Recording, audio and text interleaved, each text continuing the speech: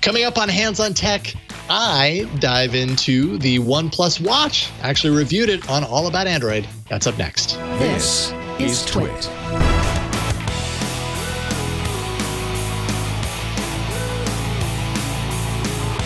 If you hadn't heard, the OnePlus Watch review embargo has lifted. It happened this morning. You may have noticed it because it was like a sonic boom that suddenly just blasted everywhere. This watch isn't good. Oh boy, the reviews have not been kind on the OnePlus Watch.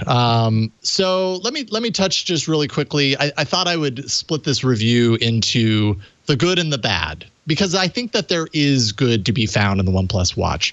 $159, not that expensive for a wearable of this size, which we'll talk about. It's actually on sale starting tomorrow. That's April 14th, so you can get one of these on your wrist starting tomorrow, $159. Okay, so the good. I'm going to start with probably the thing that impresses me the most about the OnePlus Watch, and that's the battery. You get life for days, literally. I charged it to full 8 days ago. I'm still running on the same damn charge. What? Where am I at? Yeah. I'm at 10%. So tonight I would charge it. But you know, I've been doing activity tracking. I've been wearing it, every day. As you can see, the screen timeout is very aggressive, even when you set it at its max. I think it's like 10 seconds. So that's probably part of it, right? It charges super fast. 20 minutes on this little puck charger gets you 50%. So it charges it up halfway, on top of the fact that OnePlus rates the battery at 14 days. I'm not getting 14 days out of it, but still, for a smartwatch, with an AMOLED display, with an OLED display, and for the functionality that it does have, I think that's pretty darn good. Design-wise, yeah.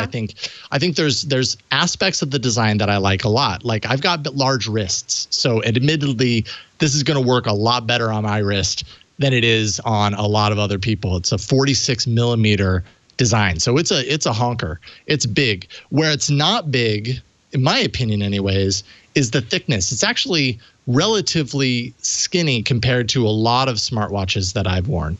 So yes, the face of it is big on my wrist, but I don't feel like it's protruding out like I don't even know what to compare it again, like a stack of books. It feels kind of slim enough on my wrist that I don't feel like I'm protruding and going to run into somebody. The display's nice. It's an OLED display, 326 pixels per inch. Everything's sharp, vibrant colors with that OLED display, all that kind of stuff. It has the two little side buttons on the side, and I'm doing my best to show this on the camera. It's kind of out of my reach. The side buttons are actually nice in the sense that they're kind of the perfect depth. They don't protrude out so far that you accidentally bump them when you rotate your wrist like that for whatever reason. So that's good.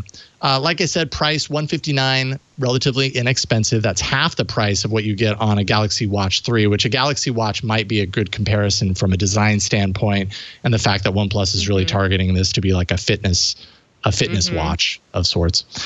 Software, I would say, given what it's capable of, is all right. Like, I mean, and from a speed perspective, I'm going to get to what it actually does later, and now it's not really being responsive. But I didn't find myself, as I was kind of thumbing through the watch interface, going, God, it's really slowing me down. Like, it feels fast enough to move around. And then it has some extra features underneath, like a blood oxygen reader. It's got a health rate monitor, a continuous heart rate monitor, so continuous heart rate monitoring, which can be nice. And that's great. I can stick it on the puck, and it's charging. You can see it's measuring, even though it's not on my wrist. I don't know why it's doing that, but apparently it decides it wants to show off. Okay, those are the good. Now we get to the bad.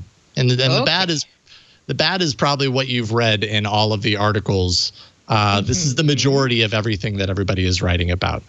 Battery life is good, yes, but that's probably because it's very limited. Like, it doesn't do a lot when you compare it to a lot of other wearables out there. And I'm going to get to more on that in a second.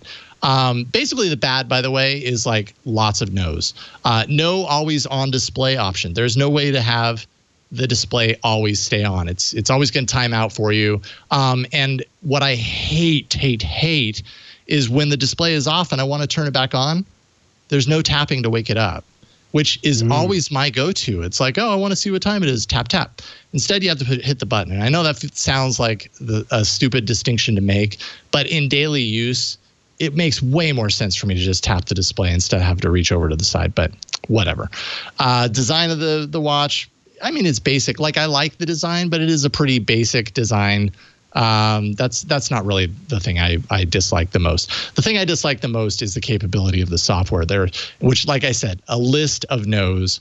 No third-party watch face support, no calendar integration. So if you want to use your watch to like keep tabs on what you've got coming up and everything, you can't do it.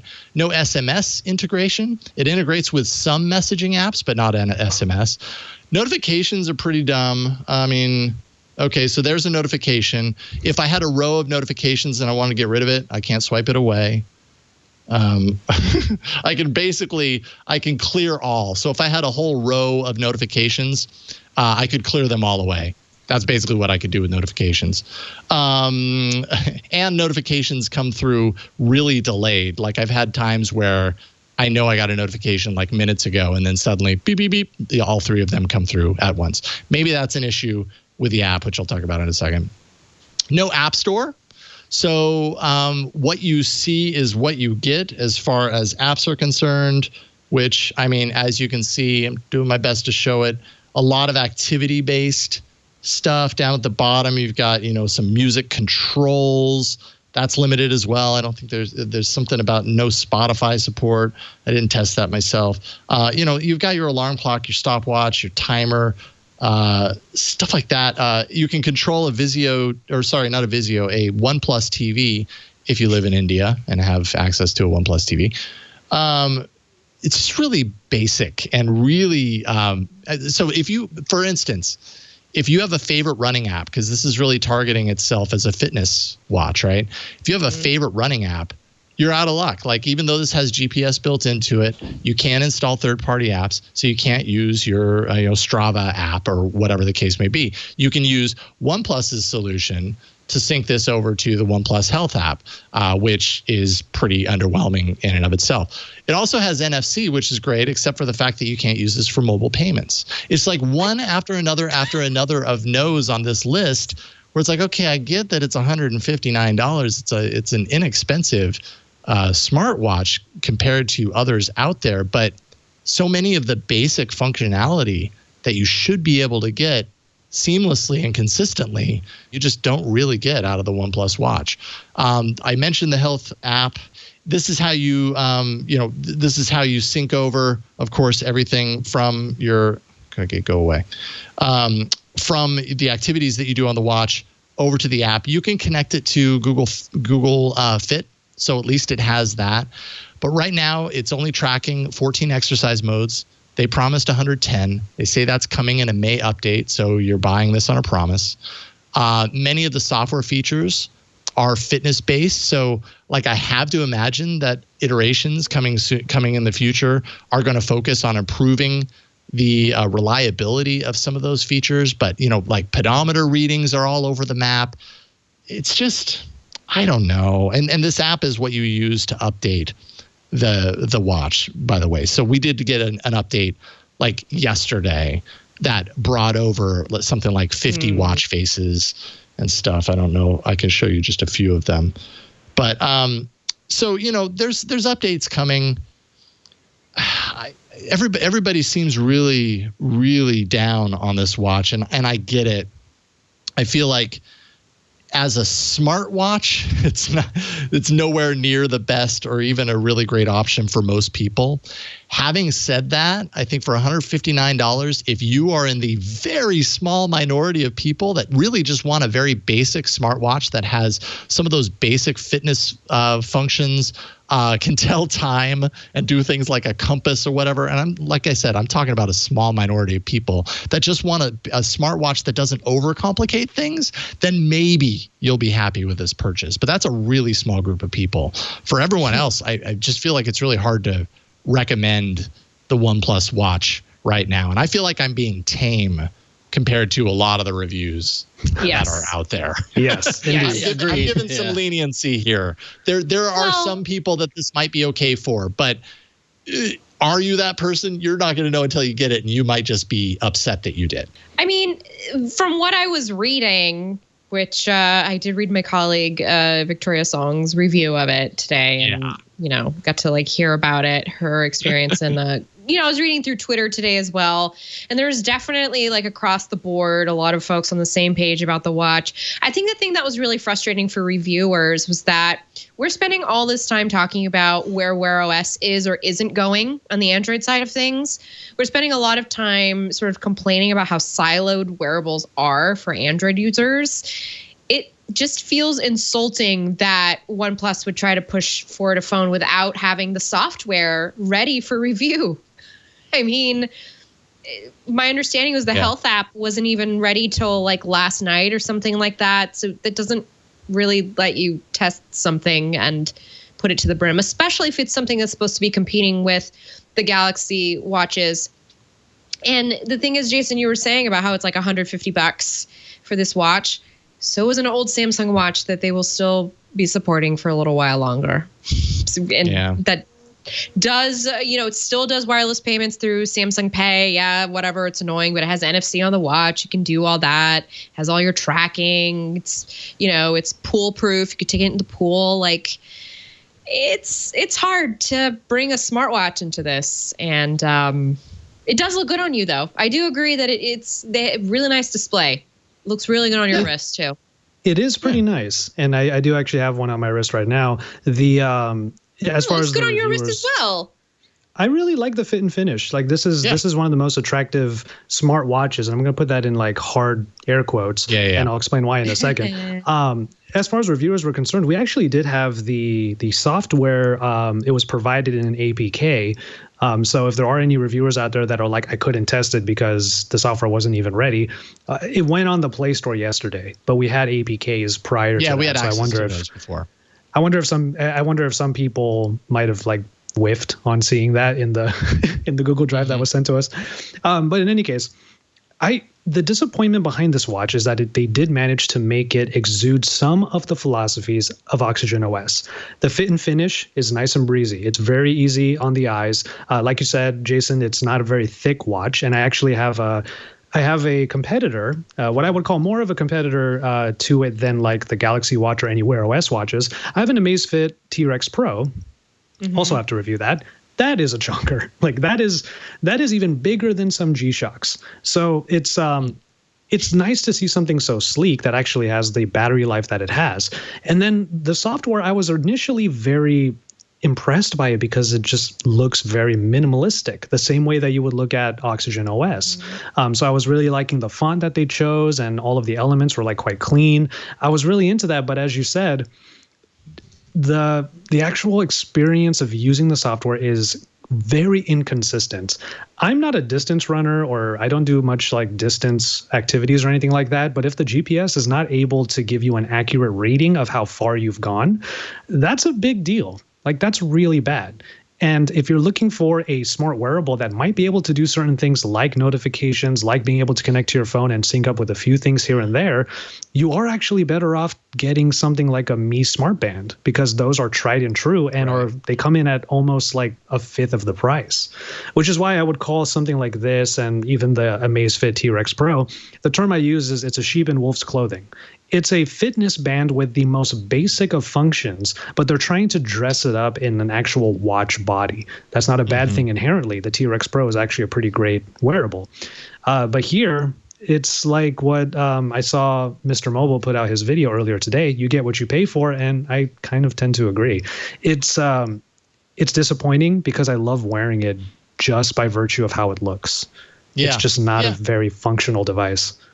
Yeah, I would totally agree. I have enjoyed having it on my wrist because usually when I put a smart watch on my wrist, it's so big that it's almost hitting me across the head. It's so big. Like, oh, every time I look down, I see the depth of it and how it rises up so far from my wrist, and it just looks bad to my eyes. And this just really kind of blends in. So I give the design props. Like, I know some people think it's kind of a boring design, but I felt like they at least nailed that, which makes a lot of sense for OnePlus. That's one thing that they do really well. When it comes to hardware design and aesthetics, I actually, at least for my own taste, like a lot of what OnePlus does in their hardware design. I think that they produce beautiful phones, and they produced a nice looking watch. Software sometimes can suffer on their phones.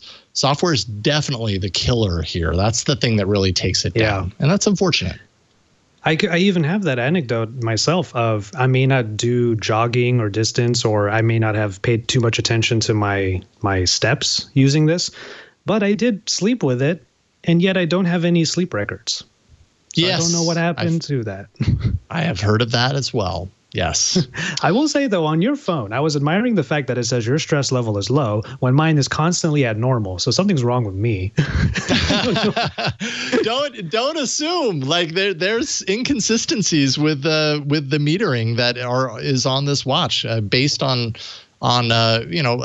somewhat on what I have experienced, but definitely more on what I've read from other people. It seems to be all across the map. I mean, and admittedly, I'm not a daily wearable wearer. Like it's been a couple of years since I've really spent any like length of time wearing day in and day out a smartwatch of any sort on my wrist. So maybe I'm just kind of outside of the realm of the user that would really buy into some of the features that are here. Like, I'm not going to sleep with a watch on my wrist. I'm just not going to do it. I have no cares whatsoever in tracking my sleep data, A, and B, sleeping with something on my wrist. Like, that's just not me. So maybe someone can find some value out of that. But even there, it sounds like reviewers were having a really hard time with the data, like you were talking about.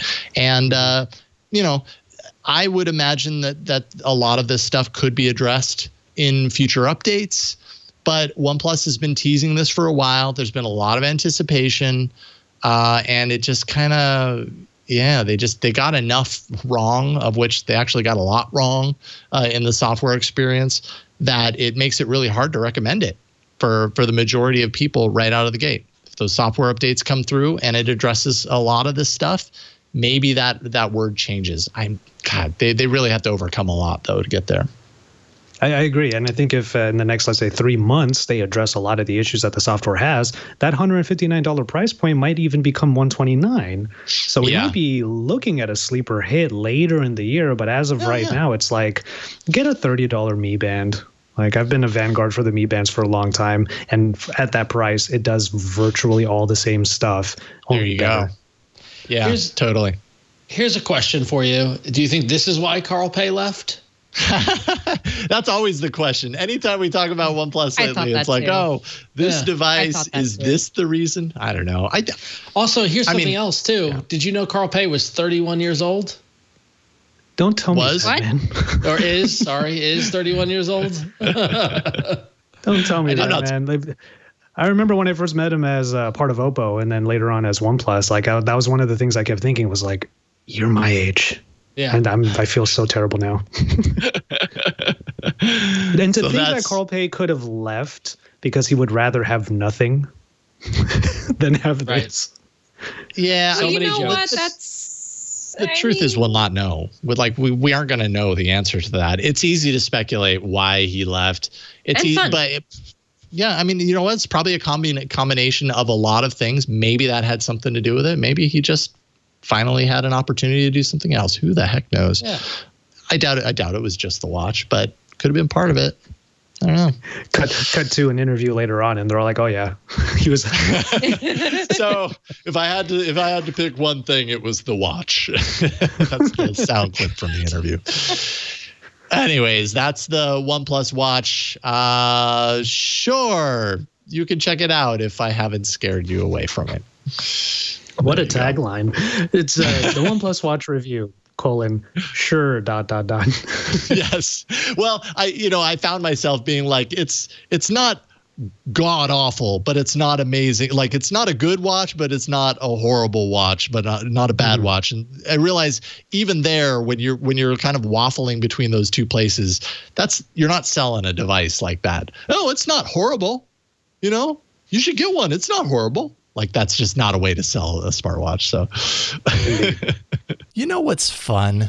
Android. You know what's even more fun, though? All about Android. That's my show, Jason Howell, along with my co-hosts Ron Richards, Florence Ion, and we welcome guests on each and every week from throughout the Android ecosystem, developers, Googlers, journalists, people who are all geeked out about the Android operating system. We tell you everything you need to know. twit.tv/AAA every Tuesday. We'll see you there. Keep up with all the hottest tech news and gadgets. Visit twit.tv. There you'll be able to find and subscribe to all our tech shows. Thanks for watching Hands on Tech.